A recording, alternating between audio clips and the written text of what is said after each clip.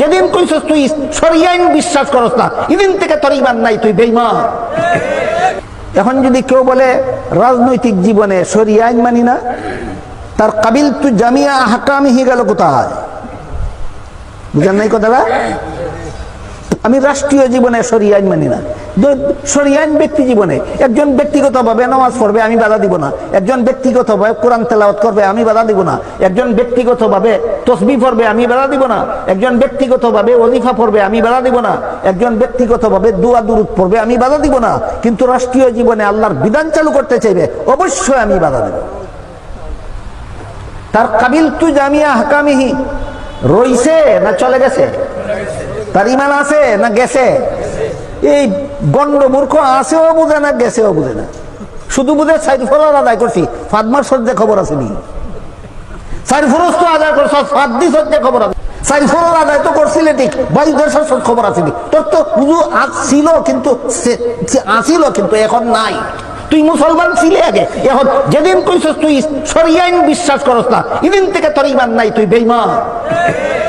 Vote খাইয়া আমার ইসলামের বিরুদ্ধে ভোট দেশো, টাকা খাইয়া সাথী পাইয়া কাপুর পাইয়া ভোট দেশো আমার ইসলামের বিরুদ্ধে। একদলে চাইছিল আমার নীতি বাস্তবায়ন করার জন্য, তাদের সমর্থন করো না।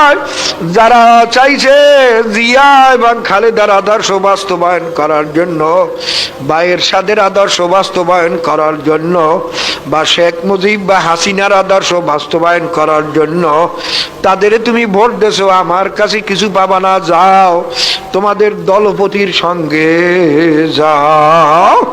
বাবারে, কিসের দল, কিসের ছেলে মেয়ে, কিসের আত্মীয় স্বজন? কিছুই না, কিছুই না। চিন্তা করিয়া দেখো, চক্ষু বন্ধ হওয়ার সঙ্গে সঙ্গে সব চলিয়া যাইবে।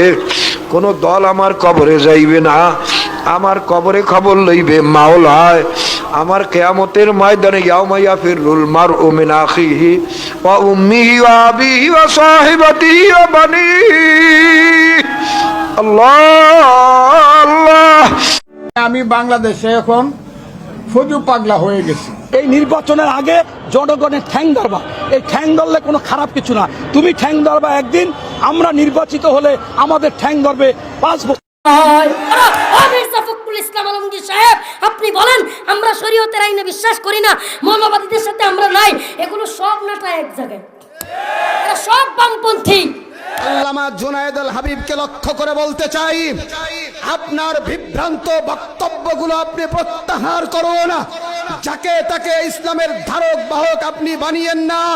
মুসলমানের মধ্যে আপনি প্রচুর ফিতনা সৃষ্টি করেছেন। আগামী দিনে যদি ক্ষমতার জন্য এভাবে ফিতনা সৃষ্টি করতে থাকেন, বাংলাদেশের উলামায়ে কেরাম আপনাকে বয়কট করবে, ঠিক কিনা বলো? প্রিয় যুবক ভাই আমার, স্পষ্ট আমাদের ঘোষণা, স্পষ্ট আমাদের মেসেজ। আমরা চাই দেশ কোরআন এবং সুন্নাহ অনুযায়ী চলবে। কথা বলেন, ঠিক কিনা? করলে অন্যায়ের প্রতিবাদ, নামটা হবে তোমার মৌলবাদ। যত দোষ নন্দ ঘোষ, সত্যটা বললে দোষ। করলে অন্যায়ের প্রতিবাদ, নামটা হবে তোমার মৌলবাদ, নামটা হবে তোমার জঙ্গিবাদ। কে আল্লাহর আইন চালু করবে? স্বাধীনতার 54 বছর কেটে গেল, প্রত্যেকবার প্রধানমন্ত্রী হয়েছে দেশে কে? মুসলমান। নামাজের ন্যূনতম বিল বাংলার পার্লামেন্টে কোন নেতা পাশ করেনি। কথা বলেন, ঠিক কিনা? তারাও খুব বাহাদুরি করেছিল, আল্লাহ তাআলা দিয়েছেন এমন একটা অবস্থা। এই জন্য আল্লাহ ধরা বড় কঠিন। ইন্না বাতাশা রাব্বিকা লাশাদীদ, আল্লাহর পাকড়াও বড় কঠিন। আল্লাহ ধরে ধরে না, যেদিন ধরবে মামুবাড়ি দিল্লি গিয়ে পড়বে। কথা বলেন, ঠিক কিনা? মিলে গেছে না? আমাদেরকে বলা হয় পাকিস্তানের রাজাকার, পাকিস্তানের দালাল।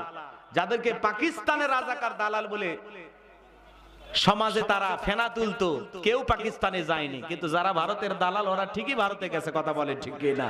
সম্মানিত ভাইয়েরা আমার,